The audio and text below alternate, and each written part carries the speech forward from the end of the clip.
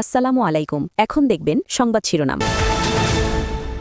ইরানের নতুন সর্বোচ্চ নেতা মুজতাবা খামেনির নির্দেশে তেল আবিবে ব্যাপক হামলা, ভূগর্ভস্থ বাংকার ধ্বংস, ইসরায়েলের নিশানা অস্ত্রাগার ও তেলের স্থাপনা। বিশ্ববাজারে অপরিশোধিত তেলের দাম বেড়েছে 20%। ঢাকার ফিলিং স্টেশনগুলোতে যানবাহনের লম্বা সারি। চট্টগ্রামের জঙ্গল সলিমপুরে অপরাধী নির্মূলে বিশেষ অভিযান। সাঁজোয়া যান নিয়ে অংশ নিয়েছে আইনশৃঙ্খলা বাহিনীর কয়েক হাজার সদস্য। পররাষ্ট্র মন্ত্রণালয়ের মাধ্যমে ফেরানো হবে হাদি হত্যা মামলার আসামিদের। প্রথম ব্রিফিংয়ে নতুন আইজিপি। চাঁদাবাজ উগ্রপন্থীদের কঠোর হুঁশিয়ারি। এতক্ষণ শুনছিলেন সংবাদ শিরোনাম, এবারে শুনবেন বিস্তারিত। ইরানের নতুন সর্বোচ্চ নেতা মুজতাবা খামেনির নেতৃত্বে প্রথমবার ইসরায়েলে ব্যাপক ক্ষেপণাস্ত্র হামলা চালালো বিপ্লবী গার্ড বাহিনী। রাতভর ছোড়া মিসাইলের বিস্ফোরণে ক্ষতিগ্রস্ত ইসরায়েলের মধ্যাঞ্চল। এর মধ্যে তেল আবিবে ধ্বংস হয়েছে একটি ভূগর্ভস্থ বাংকার, আহত 1.5 শতাধিক ইসরায়েলি। এদিকে বাহরাইন সহ প্রতিবেশী আরব দেশগুলোর মার্কিন ঘাঁটি লক্ষ্য করেও চলছে হামলা। ইসরায়েলি ভূখণ্ড লক্ষ্য করে ছুটে চলেছে একের পর এক ইরানি মিসাইল। দেশটির নতুন সর্বোচ্চ ধর্মীয় নেতা মুজতাবা খামেনির নির্দেশে প্রথমবারের মতো ইসরায়েলি ভূখণ্ডে হামলা চালালো ইরানের বিপ্লবী গার্ড বাহিনী। এসব মিসাইলের লক্ষ্য ছিল তেল আবিব সহ ইসরায়েলের মধ্যাঞ্চলের বিভিন্ন এলাকা। এসব স্থানে সফল আঘাত হানে ক্ষেপণাস্ত্র। এর মধ্যে তেল আবিবে থাকা ইসরায়েলি বাহিনীর ঘাঁটিতে আঘাত হানে কয়েকটি মিসাইল। তবে সবচেয়ে বেশি ক্ষয়ক্ষতি হয়েছে আবাসিক এলাকায়। এসব আবাসিক এলাকায় আকাশ প্রতিরক্ষা ব্যবস্থা মোতায়েন করে রাখে আইডিএফ। ইরানি মিসাইলে ধ্বংস হয়েছে ভূগর্ভস্থ বাংকার। বলা হচ্ছে ইরানের হামলায় এটি এখন পর্যন্ত ইসরায়েলের সবচেয়ে বড় ক্ষয়ক্ষতি। যুদ্ধ শুরুর পর এখন পর্যন্ত 13 ইসরায়েলি নিহতের খবর মিলেছে। 24 ঘন্টায় আহত 1.5 শতাধিক। হামলা চালানো হয় আরব আমিরাতের ভূখণ্ডেও। ইরানি ড্রোন ধ্বংসের ফুটেজ প্রকাশ করে আবুধাবি। এছাড়াও হামলা চালানো হয় কুয়েতের মার্কিন ঘাঁটিতেও। তবে আরব দেশগুলোর মধ্যে সবচেয়ে বড় হামলা হয়েছে বাহরাইনে। দেশটিতে ইরানের ড্রোন হামলায় আহত 32 জন। অন্যদিকে ইরানের কুর্দি অধ্যুষিত অঞ্চলে গোয়েন্দা রাডার ধ্বংসের দাবি করছে তেহরান। এদিকে সৌদি আরবের মার্কিন ঘাঁটিতে ইরানের হামলায় আরও 1 সেনার মৃত্যু হয়েছে। এ নিয়ে ইরানের হামলায় 7 মার্কিন সেনা নিহত হলো। ইরান জুড়ে চলছে যুক্তরাষ্ট্র ইসরায়েলের তাণ্ডব। রাজধানী তেহরান সহ বিভিন্ন শহরে চলছে মুহুর্মুহু হামলা। একের পর এক তেলের ডিপোতে চালানো হামলায় কালো ধোঁয়ায় ছেয়ে গেছে আকাশ, বাতাস ও বিষাক্ত। আইআরজিসির একাধিক ঘাঁটি লক্ষ্য করে চলে রাতভর হামলা। এতে বাহিনীর এক জ্যেষ্ঠ কমান্ডার নিহতের দাবি করেছে তেল আবিব। এছাড়া হামলার টার্গেট হয়েছে অস্ত্র উৎপাদন কারখানা ও সংরক্ষণাগার। ক্রমে বিষাক্ত হয়ে উঠছে তেহরানের বাতাস। একের পর এক তেলের ডিপোতে বোমা বর্ষণ, পরিশোধন কেন্দ্র লক্ষ্য করেও চলছে টানা হামলা। ছড়িয়ে পড়ছে কালো ধোঁয়া ও বিষাক্ত গ্যাস। তেল আবিবের মিসাইল হামলার টার্গেট হয়েছে ইরানের 1.5 শতাধিক গোলাবারুদের সংরক্ষণাগার। রোববার রাজধানী ছাড়াও ইরানের কয়েকটি শহরে চালানো হয় ব্যাপক ক্ষেপণাস্ত্র হামলা। এর মধ্যে ছিল তাবরিজ, ইস্ফাহান, বন্দর আব্বাস, আহভাজ এবং ইয়াজদের আশেপাশের অঞ্চল। বিস্ফোরণের জেরে ভয়াবহ অগ্নিকাণ্ডের শিকার হয়েছে। আন্তর্জাতিক বাজারে জ্বালানি তেলের দাম বেড়েই চলেছে। একদিনে অপরিশোধিত তেলের দাম প্রায় 20% পর্যন্ত বেড়েছে। ব্রেন্ট ক্রুডের দাম বেড়ে 111 পৌঁছেছে। অন্যদিকে মার্কিন WTI তেলের দাম বেড়ে $110 ছাড়িয়েছে।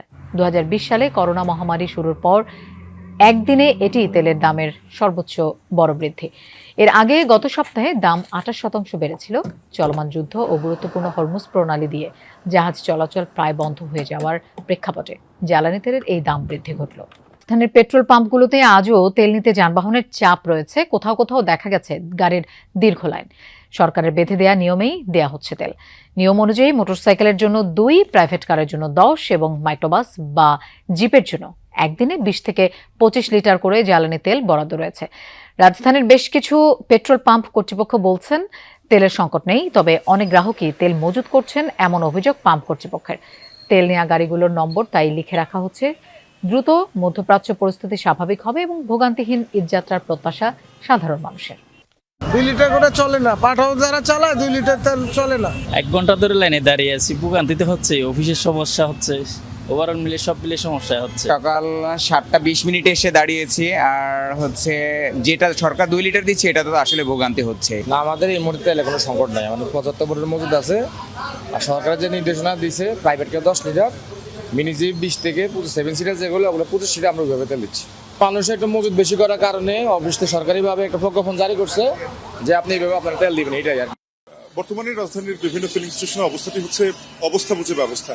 যেমন এই স্টেশনটিতে আমি দাঁড়িয়ে রয়েছি, এই ফিলিং স্টেশনটিতে মোটরসাইকেলের জন্য সরকারি বরাদ্দ 2 লিটার করে হলেও এখানে দেয়া হচ্ছে 1.5 লিটারের কিছু বেশি। আর যেখানে ব্যক্তিগত গাড়ি বা প্রাইভেট কারের জন্য বরাদ্দ ছিল 10 লিটার, সেখানে এখানে 10 লিটারের দাম 120 টাকা করে, লিটারে 1200 টাকা আসে। এখানে মিল করে 1000 টাকার তেল দেওয়া হচ্ছে, অর্থাৎ 8 লিটারের কিছু সামান্য বেশি দেওয়া হচ্ছে। তো এই যে মোটরসাইকেল ব্যবহারকারীরা যারা রয়েছেন, বাইকাররা, তারা এখানে এসে 2 লিটার তেল পাচ্ছেন না। তারা মূলত যতটুকু এখান থেকে পাচ্ছেন 1.5 লিটারের কিছুটা বেশি, দেখতেই পাচ্ছেন মিটারে সেটি প্রদর্শন করা হচ্ছে। 200 টাকার তেল তারা এখান থেকে নিতে পারছেন। তো তারা যেটি বলছেন যে যেহেতু আপৎকালীন একটি সময়, এই সময়ের জন্য তারপরেও তারাও নিরাশ হচ্ছেন না, যেহেতু আসলে রেশনিং বিষয়টি যেভাবে খাতা কলমে রয়েছে, বাস্তবে এর প্রয়োগের ক্ষেত্রে কিছুটা কারচুপি বা দুর্বলতা রয়েছে। সেই দুর্বলতার জায়গাটি হলো যেহেতু কোনো গাড়ি কোনো ফিলিং স্টেশন থেকে নেয়ার পরে সেটি স্বয়ংক্রিয়ভাবে কোথাও নথিভুক্ত হচ্ছে না, বা সেটি চট্টগ্রামের জঙ্গল সলিমপুরে সন্ত্রাসীদের বিরুদ্ধে অভিযান চালাচ্ছে যৌথ বাহিনী। অংশ নিয়েছে আইন শৃঙ্খলা বাহিনীর কয়েক হাজার সদস্য। ভোরের আলো ফুটতেই শুরু হয় অভিযান। ড্রোন উড়িয়ে বেশ কিছু স্পট নির্ধারণ করে যৌথ বাহিনী, পরে ভেতরে প্রবেশ করে সেনাবাহিনীর একটি এপিসি ট্যাঙ্ক, পুলিশের জলকামান, সাজোয়া যান সহ ভারী অস্ত্রসজ্জিত একাধিক গাড়ি, ডগ স্কোয়াড আর অ্যাম্বুলেন্সও রয়েছে। র্যাব 7-এর অধিনায়ক জানান, জঙ্গল সলিমপুরকে অপরাধ সন্ত্রাস মুক্ত করতেই এই অভিযান। অংশ নিচ্ছে সেনাবাহিনী, র্যাব 11, র্যাব 15, র্যাব 7 এবং চট্টগ্রাম মেট্রো ও রেঞ্জের বিভিন্ন জেলার পুলিশ ও বিজিবি সদস্যরা। জঙ্গল সলিমপুরে মূলত পাহাড় কেটে প্লট বিক্রি আর চাঁদা আদায় ঘিরেই রুকন ও ইয়াসিন বাহিনীর আধিপত্য। প্রায়ই ঘটে সংঘর্ষ। গত 19 জানুয়ারি ইয়াসিনকে গ্রেফতার করতে অভিযান চালায় র্যাব। এ সময় র্যাব সদস্যদের মারধর করে ইয়াসিন বাহিনী। 4 জনকে তুলে নিয়ে চালায় নির্মম নির্যাতন। এতে প্রাণ হারান এক র্যাব কর্মকর্তা। ভেতরে তল্লাশি চালাচ্ছি, এই পর্যন্ত কিছু ধরেছি, আবার সম্মিলিত বলতে পারবো সব শেষে। তবে আমাদের অপারেশন সফল। আমাদের এইখানে রাষ্ট্রের ভিতর রাষ্ট্র আমরা থাকতে দিব না, আমরা এই ব্যাপারে দৃঢ় প্রতিজ্ঞ। আমরা এই ব্যাপারে এই জন্যই ঢুকেছি এবং ইনশাল্লাহ এটা আমাদের পুরোপুরি আইন শৃঙ্খলা নিয়ন্ত্রণে চলে আসবে। জানেন যে ভোর সকাল থেকেই সীতাকুণ্ডের সলিমপুর ইউনিয়নে অপরাধের যে স্বর্গরাজ্য, অর্থাৎ দেশের ভেতরে যে আরেকটি দেশ বলা হয়, সেটিতে মূলত আইন শৃঙ্খলা বাহিনীর একটি যৌথ অভিযান পরিচালনা হচ্ছে। একেবারে সর্বশেষ খবরটি দিয়ে শুরু করতে চাই। আমরা আটকের খবর পেয়েছি, তবে সেটি নির্দিষ্ট করে বলা যাচ্ছে না কতজনকে আটক করা হয়েছে, যেহেতু আইন শৃঙ্খলা বাহিনীর একটা বিপুল সদস্যের টিম সেখানে কাজ করছে। তারা ভাগ ভাগ হয়ে মূলত কাজ করছেন। আপনি জেনে থাকবেন, একেবারে দুর্গম পাহাড়, সেখানে আঁকাবাঁকা পথ রয়েছে, অর্থাৎ এক পাহাড় থেকে আরেক পাহাড়ে যেতে হলে সেখানে ব্রিজ রয়েছে। সেই ব্রিজগুলোতে মূলত সন্ত্রাসীরা প্রতিবন্ধকতা সৃষ্টি করেছেন এমন একটি খবর আমরা পেয়েছিলাম। তবে সেটি আসলে আইন শৃঙ্খলা বাহিনীর যে চৌকস দল সেখানে রয়েছে, সেখানে বিজিবি রয়েছে, সেনাবাহিনী রয়েছে, পুলিশের উপস্থিতি